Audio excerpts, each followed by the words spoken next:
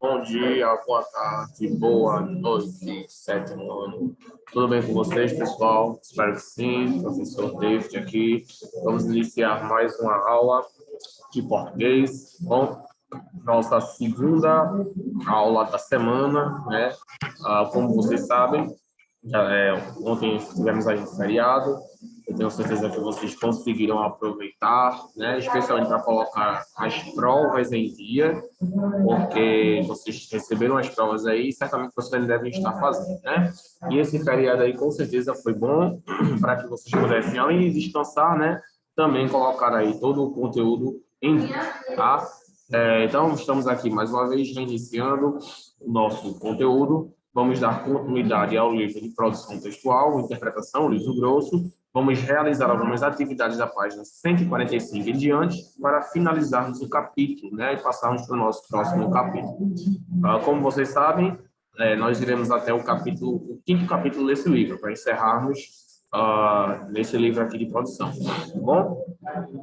Então, eu vou pedir que vocês peguem seus livros de português e vocês vão abrir aí na página 145, dando continuidade às atividades, já que semana passada nós estudamos os advérbios, né? Fizemos uma análise linguística, estudamos os advérbios, a função do advérbio e as locuções adverbiais, ou seja, os conjuntos de palavras que formam advérbios, tá bom? Esse foi o conteúdo da nossa aula passada. E aí agora a gente vai, dando continuidade aqui, né, aos nossos estudos, realizar algumas atividades referentes a esse conteúdo aí, que é os advérbios, tá bom? Abram então o livro de vocês na página 145, enquanto eu vou colocar o nosso cabeçalho aqui, tá? Página 145, o livro grosso de português. E aí eu vou colocar o nosso cabeçalho para adiantarmos aqui, tá bom?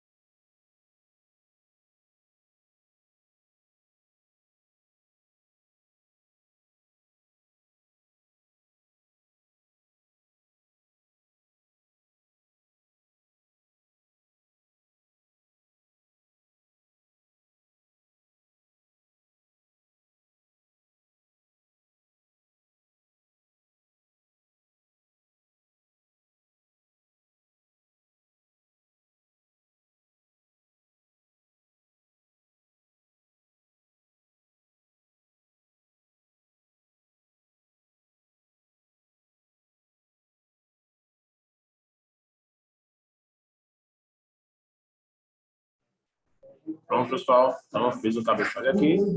Vamos lá, vou compartilhar aqui com vocês. Página 145, tá bom? A gente já começa com a charge aqui, referente a dengue. Vamos fazer o mesmo esquema, tá? Eu dou o período para que vocês possam responder e em seguida eu venho com a resolução.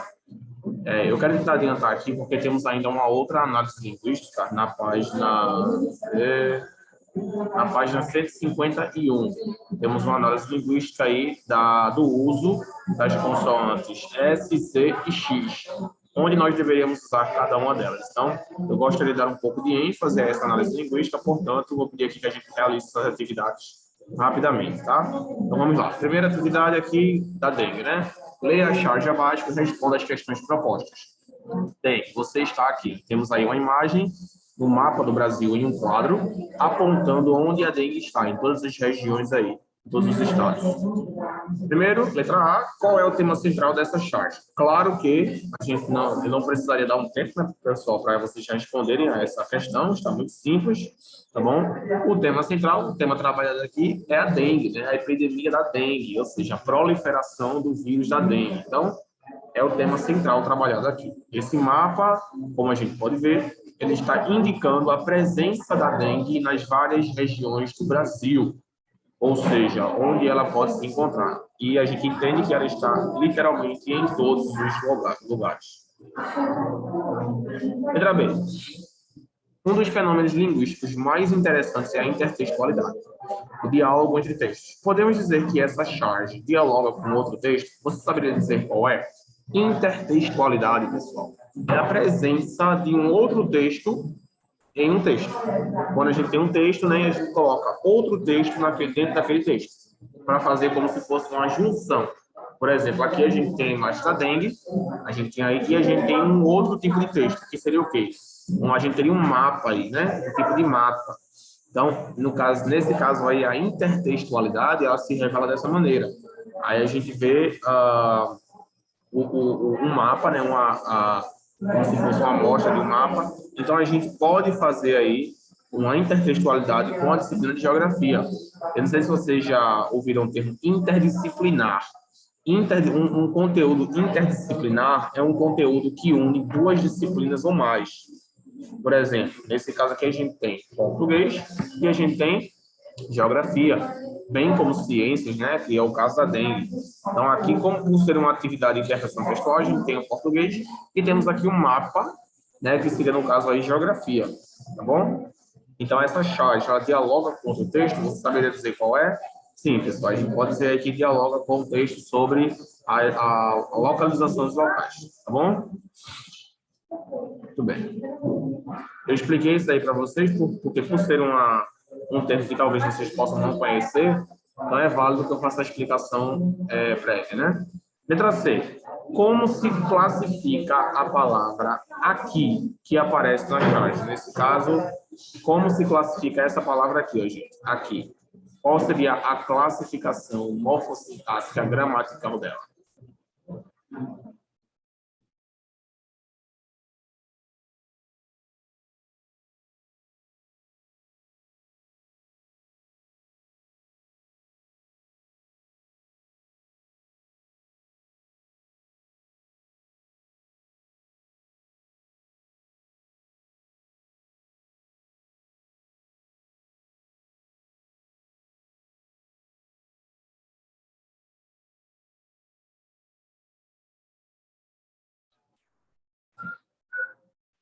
Pronto, pessoal. A classificação dessa palavra aqui é um advérbio. Bom, lembra que a gente estudou um advérbio de local, um advérbio de lugar, que indica o lugar, o local de algo. Aqui é um advérbio que indica local, tá? Então, como se classifica? É um advérbio de lugar, local. Letra D. Podemos observar que o autor da charge quis fazer uma crítica ao problema da dengue no país. De acordo com o desenho, onde está o mosquito da dengue na verdade? Bom, ele quis fazer uma crítica ao problema da dengue no país. De acordo com o desenho, onde está o mosquito da dengue na verdade? E aí ele quer saber onde exatamente está o mosquito da dengue. De acordo com o que a gente viu. Bem, pessoal, por ser também uma pergunta fácil, né? A gente não vai requerer muito tempo para vocês pensarem. Então, é só olharmos aqui a imagem e a gente vai ver, ó, você está aqui. Essas setas apontam, indicam onde o mosquito está. Ou seja, a gente conclui que o mosquito ele está literalmente em todo o canto. Ou seja, está em todo o país. Todas as regiões, todos os estados aqui foram indicados pelas setas. Então, a gente entende que ele está em todo o país, tá bom? Vamos agora para o segundo. Leia a estrofe a seguir. Eu marco o tempo na base da embolada, da rima bem rimada, ritmada, do pandeiro e do ganza. Novamente, letra A, como se classifica a palavra destacada no texto acima? Bem. E aí, pessoal, qual seria a classificação?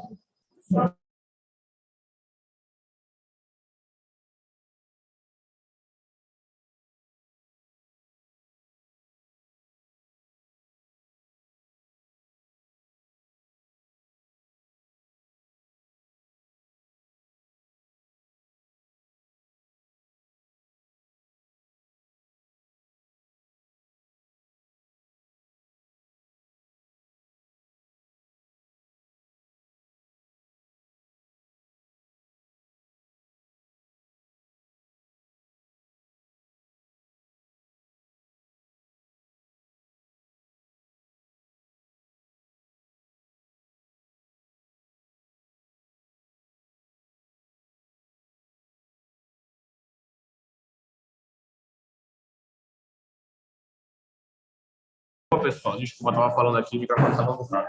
Bom, como eu estava falando para vocês, a palavra destacada aí é também um advérbio. Nesse caso aí, a classificação seria um advérbio de intensidade, tá bom?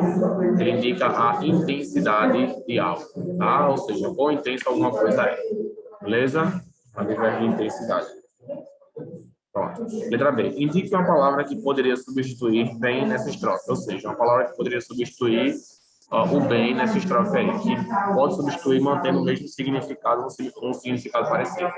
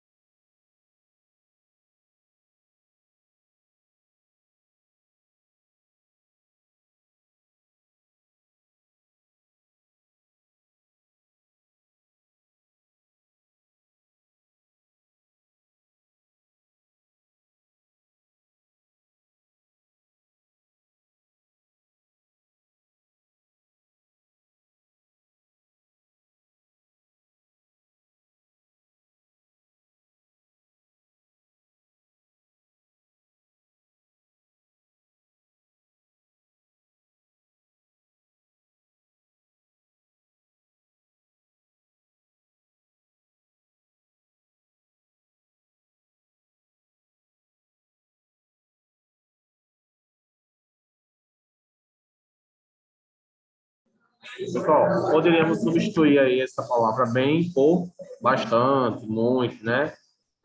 Extremamente, né? Bom, são palavras aí também que indicam aí o mesmo valor semântico, né? Indicam a intensidade de alguma coisa. Ok? Vamos lá agora para o próximo. Aí a gente tem aqui um outro texto. Vamos realizar também a leitura desse texto e em seguida passar para cadê? O uso das consoantes, né? Que no caso é a nossa análise linguística. Lá o texto é horas para gastar. Vamos aí. Eu mesmo me surpreendo ao perceber quantas horas por ano tenho para gastar. Capacito-me de que, na realidade, tenho mais tempo do que penso. Isso significa que vivo mais do que imaginei. Isso se fizermos as contas das horas do dia, da semana, do mês, do ano. Quem fez o cálculo foi o inglês, não sei seu nome. Um ano tem 365 dias, ou seja, 8.760 horas. Não é enganoso, não. São 8.770 horas. Deduzam-se 8 horas por dia de sono. Agora, deduzam-se 5 dias de trabalho por semana, a 8 horas por dia. Durante 49 semanas, descontando, digamos, o mínimo de 2 semanas de férias e mais de 7 dias de feriado. Deduza 2 horas diárias empregadas em condução, para quem mora longe do trabalho. Nessa base, sobram-lhe 1.930 horas por ano. 1.930 horas para se fazer o que se quiser ou puder. A vida é mais longa do que a fazemos. Cada instante conta. Aí temos aí o terceiro. O terceiro diz o seguinte: a frase que melhor expressa a ideia principal do texto é... A gente tem a letra A, não existe vida sem cálculo. Letra B, na vida é importante aproveitar cada segundo do nosso tempo. C, temos mais tempo para gastar do que imaginamos. E D, podemos usar nossas horas para fazer o que quisermos. Qual é a frase aí, pessoal, que expressa o principal ponto trabalhado nesse texto aí? Não existe vida sem cálculo, é importante aproveitar cada segundo, temos mais tempo para gastar do que imaginamos e podemos usar nossas horas para fazer o que quisermos. Temos duas aí, pessoal, que são abordadas no texto, né? A letra B e a letra C. Na vida é importante aproveitar cada segundo do nosso tempo. E temos mais tempo para gastar do que imaginamos, tá bom? Gente, os dois são abordados no texto, mas o tema principal aí é que na vida é importante aproveitar cada segundo do nosso tempo. Bom, é o foco principal do texto. Ele trabalha aqui, como ele fala, ele usa os cálculos para justificar que temos muito tempo e que cada segundo desse tempo aí conta, é importante, né? Sobram-lhe 1.930 horas por ano. 1.930 horas para se fazer o que se quiser ou puder. A vida é mais longa do que a fazemos. Cada instante conta. Então, ele termina aí o texto com essa conclusão. Cada instante conta. Beleza? Pronto. Muito bem. Vamos agora para o próximo.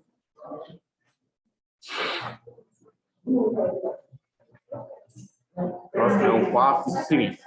Qual das alternativas abaixo apresenta sinônimos respectivos no contexto do texto para capacito-me, deduzam-se e condução? Ou seja, quais palavras daqui podem ser usadas para substituir essas três outras palavras aqui, opções verbais, sem alterar o seu significado?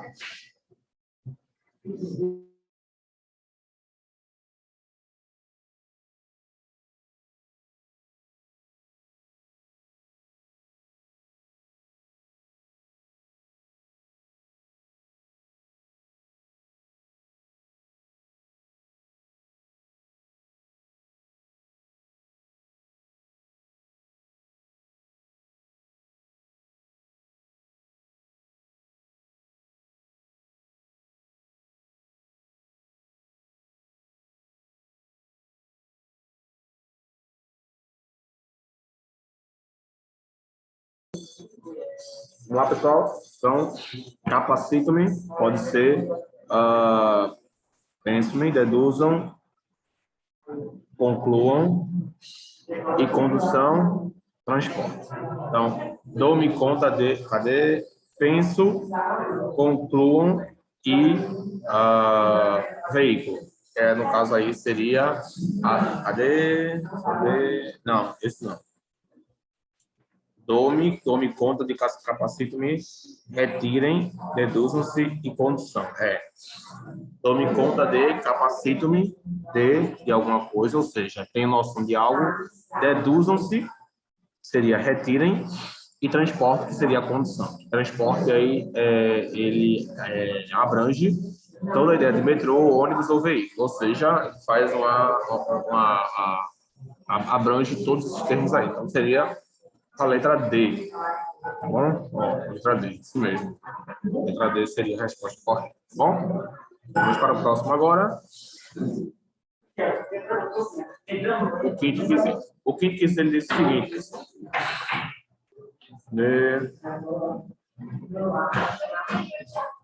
No penúltimo parágrafo do texto, encontramos o trecho seguinte. Deduza 2 horas diárias empregadas em condução para quem mora longe do local de trabalho. Como se classifica a palavra longe? E o segundo, nesse trecho, qual é a palavra modificada pela palavra longe? A primeira ele quer saber qual é a classe de palavra e na segunda ele quer saber qual a outra palavra que ele está modificando, tá bom?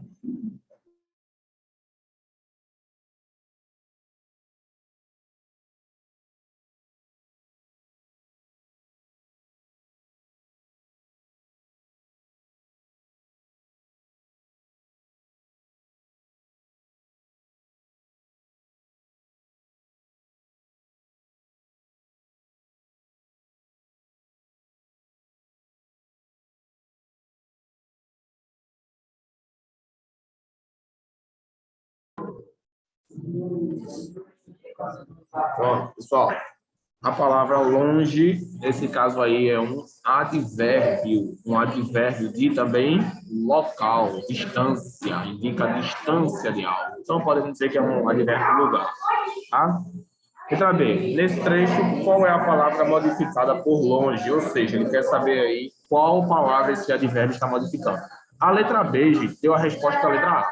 Porque a gente sabe que uma das únicas palavras que podem modificar, né, uma outra palavra é um advérbio ou um adjetivo.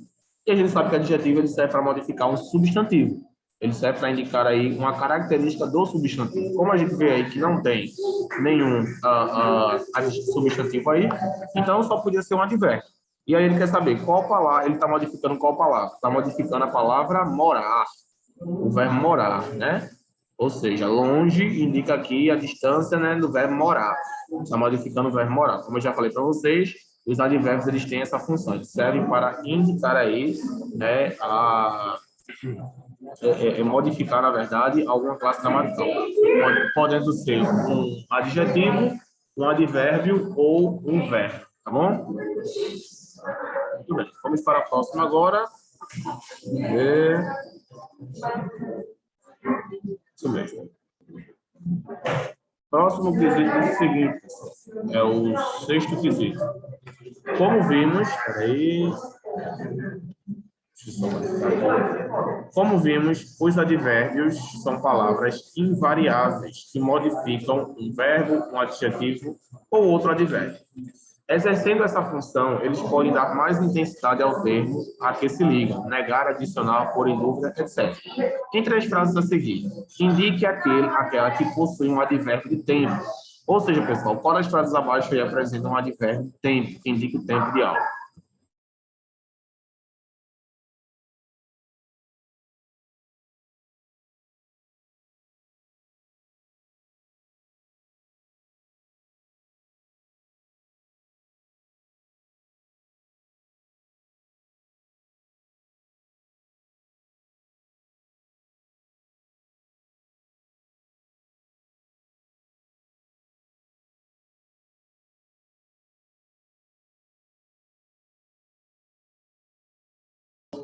Pessoal, a frase aí que indica um advérbio de tempo é a letra B.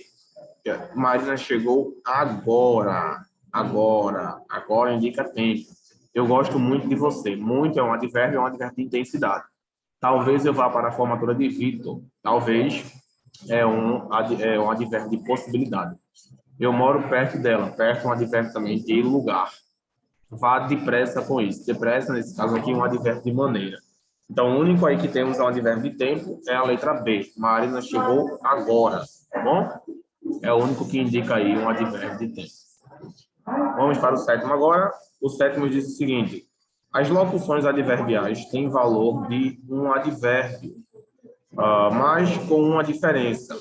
Em vez de tratar de uma palavra que modifica um verbo, um adjetivo ou outro advérbio, são um conjunto de palavras que tem essa função. Assim como os advérbios também podem ser classificados como de tempo, de modo, de lugar, etc. Observe nas frases abaixo exemplos de locuções adverbiais. Aí temos aí, letra A, primeiro, no caso, quero sempre ter você por perto. Segundo, com certeza você tirará 10 na prova. E terceiro, permanecemos em silêncio por um bom tempo. E aí vamos agora para as questões. Com base nos exemplos de locuções adverbiais destacados nas frases, podemos dizer que estes são formados por... Aí temos aí, letra A, uma preposição e outro termo, que pode ser um substantivo, um adjetivo ou um advérbio. Letra B, uma preposição e outro termo, no caso, adjetivo. Letra C, um pronome e outro termo, no caso, outro advérbio. Letra D, dois verbos que adquirem valor de advérbio. Letra E, um artigo e um substantivo. Então, ele quer saber aí, pessoal, por quais palavras as locuções adverbiais são formadas. E aí? Eu já expliquei isso para vocês na nossa aula anterior. Quais são as palavras que formam as locuções adverbiais?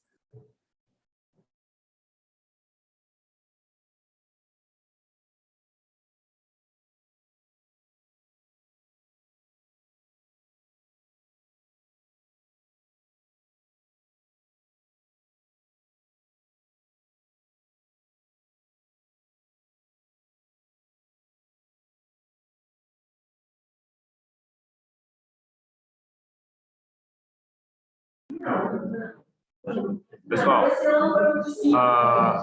a D...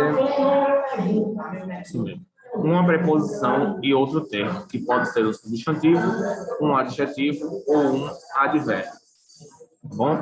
É a composição de uma locução adverbial. Elas podem ser formadas por isso aí. Uma preposição ou outro termo. Pode ser um adjetivo ou um advérbio, tá bom? É assim que nós formamos aí as locuções adverbiais. Elas sempre começam com preposições, tá? Sempre. Sempre que for uma locução adverbial, ela vai começar com uma preposição. Na verdade, eu reitero aqui, pessoal, às vezes ela pode acabar com uma preposição, tá? Mas sempre vai ter uma preposição, sempre tem uma preposição. Pode não começar, mas sempre vai ter uma preposição. Fazendo uma correção aqui, ela não vai sempre começar, mas ela vai sempre ter uma preposição. Se for uma locução adverbial, tem que ter uma preposição. Tá bom, gente? Bom, encerramos aqui agora. Infelizmente, não deu tempo de realizar a nossa análise linguística, então vamos deixar para a próxima aula. Próxima aula, vamos realizar a análise linguística da página 152, onde falamos, 151 e 152, onde vamos falar sobre o uso das consoantes S, Z e X, tá bom?